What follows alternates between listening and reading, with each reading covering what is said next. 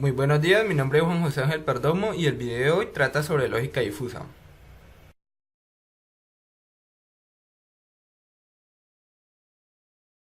Las lógicas difusas, pues de hecho hay que hablar de ellas en plural, son esencialmente lógicas multievaluadas que extienden a las lógicas clásicas. Estas últimas imponen a sus enunciados únicamente valores de verdad o falso, como vemos en la siguiente ilustración. Al contrario de la lógica difusa que le da un rango de veracidad al predicado o proposición. Por ejemplo, la siguiente proposición, ¿el vaso está lleno? Bueno, esta tendría dos valores de verdad, o el vaso está completamente lleno, que sería verdadero, o el vaso está completamente vacío, que sería falso. Pero, ¿qué pasaría si el vaso estuviera a la mitad?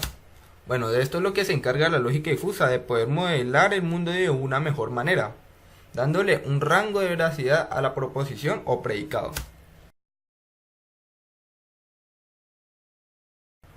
Bueno, una de las mejores maneras de entender qué son los conjuntos difusos es comparándolos con los conjuntos convencionales. Entonces, eh, tendríamos un conjunto universal del 0 hasta el 5 y un subconjunto de este que tiene los elementos 1, 4 y 5. Bueno, hagamos de cuenta que tenemos una función que arroja 0 cuando el elemento de entrada no pertenece al conjunto y nos arroja 1 cuando el elemento pertenece al conjunto. Entonces, UDC de 0 sería igual a 0, UDC de 1 sería igual a 1 porque efectivamente el elemento 1 está dentro del conjunto C, UDC de 2 sería igual a 0 porque el elemento 2 no está dentro del conjunto C, UDC de 3 sería 0 porque el elemento 3 no está dentro del conjunto C y UDC de 4 sería 1 porque el elemento 4 sí está dentro del conjunto C y UDC de 5 sería 1 porque porque el elemento 5 estaría dentro del conjunto C. Bueno, hagamos de cuenta que tenemos otra función, pero esta es para los conjuntos difusos. Este no nos va a arrojar dos valores tan deterministas como sería el 1 y el 0, de pertenece o no pertenece. Entonces, lo que nos dice esta función sería que nos arrojaría que un elemento pertenecería parcialmente a un conjunto. Nos arrojaría el nivel de pertenencia de este elemento hacia el conjunto. Por ejemplo, UDC de 0 sería 0, UDC de 1 podríamos decir que está en un 80% en el conjunto C, UDC de 2 podríamos decir que está no estaría dentro del conjunto C, y UDC de 4 podríamos decir que está un 50% dentro del conjunto C, y así sucesivamente. Pero ustedes se preguntarán qué sentido puede tener pertenecer parcialmente a un conjunto. Bueno, nosotros le daremos aquí un ejemplo. Bueno, supongamos que se desea definir el conjunto de los estudiantes de la carrera de Ingeniería de Sistemas de la Universidad del Valle, que están cursando el segundo semestre de la carrera.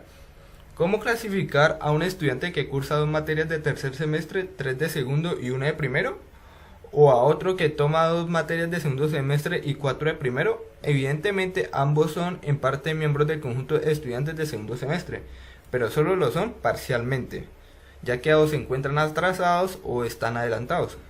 Bueno, entonces aquí tendríamos la gráfica del nivel de pertenencia de un elemento hacia un conjunto. Entonces, como barra vertical miraremos el nivel de pertenencia que va desde el rango de 0 a 1 y pues los niveles de pertenencia teniendo en cuenta, suponiendo que en primer semestre se miran 6 materias, en segundo semestre se miran otras 6 materias y en tercero se miran 6 materias. Bueno, operaciones entre conjuntos.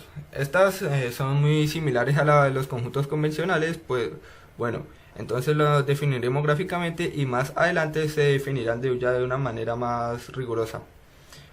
Las operaciones entre conjuntos difusos. Las operaciones entre conjuntos difusos son muy similares a las de los conjuntos convencionales. Aquí primero definiremos las operaciones gráficamente y más adelante definiremos estas operaciones más rigurosamente. Bueno, pues podemos ver la operación de intersección entre el conjunto de los estudiantes de primer semestre y el conjunto de los estudiantes de segundo semestre.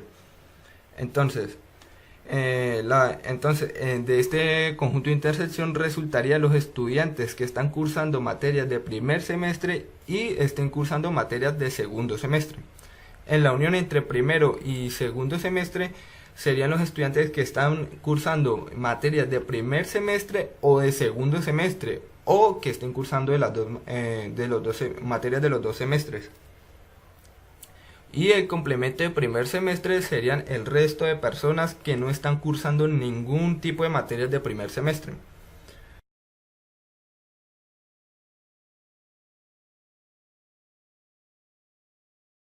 Bueno, principios de la lógica difusa. Es bien conocido que la teoría de conjuntos, el álgebra booleana y la lógica tradicional son isomorfas, bajo transformaciones. Principios de la lógica difusa. Es bien conocido que la teoría de conjuntos, el álgebra booleana y la lógica tradicional son isomorfas. Bajo transformaciones adecuadas, esto significa que tienen una estructura subyacente similar y que por lo tanto las definiciones que se hagan en cualquiera de las tres teorías se puede llegar a las otras dos mediante transformaciones adecuadas. Entonces, la tabla que estamos viendo en pantalla sería la relación entre estas tres teorías. Y ahora pasaremos a definir la conjunción de la lógica difusa. Bueno, la conjunción de dos conjuntos difusos D y E asocia al máximo de los grados de pertenencia, es decir, para cada objeto X, U de D o U de E sería igual al máximo entre U de E y U de X. La disyunción. Entonces, la disyunción estaría definida como la intersección de los dos conjuntos difusos de D y de E. Asocia al mínimo de los grados de pertenencia, es decir, para cada objeto X, U de D y U de X sería igual al mínimo de U de X y U de E de X. Y la negación de un conjunto difuso de asigna a cada objeto X el grado complementario, que U de no de X sería igual a 1 menos U de E de X, U de D de X. Implicación difusa. Bueno, ya sabemos muy bien que Bueno, ya sabremos implicación difusa. Bueno, ya sabemos que P implica Q es equivalente a P, a no P o Q. Entonces, teniendo en cuenta las transformaciones, teniendo en cuenta la teoría anterior, podríamos definir una implicación de la lógica difusa. Entonces, U de D implica E de X es igual al máximo entre de U menos U de E de X y U de E de X.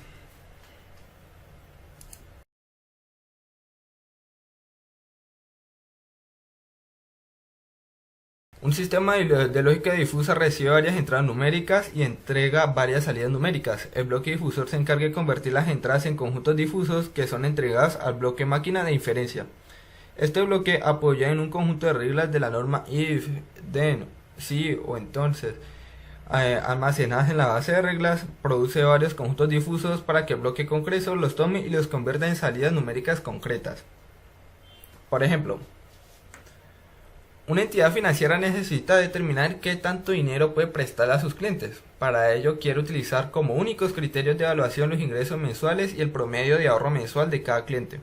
Se propone como solución un sistema de lógica difusa con las siguientes características. Uno donde ingresen los ingresos y los ahorros del cliente hacia el sistema de lógica difusa y nos devuelva cuánto sería conveniente prestarle a este cliente.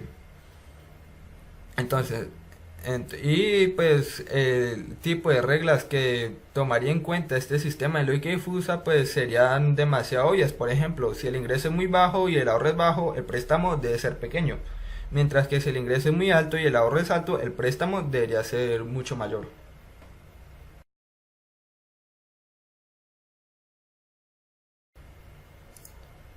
Entre las aplicaciones de la lógica difusa podríamos encontrar hornos microondas, sistemas térmicos, traductores, cámaras de video, estabilizadores de imágenes digitales, elevadores, trenes, automóviles, control de tráfico, control de aires acondicionados, bases de datos difusas, etcétera, inteligencia artificial, etcétera, etcétera, etcétera.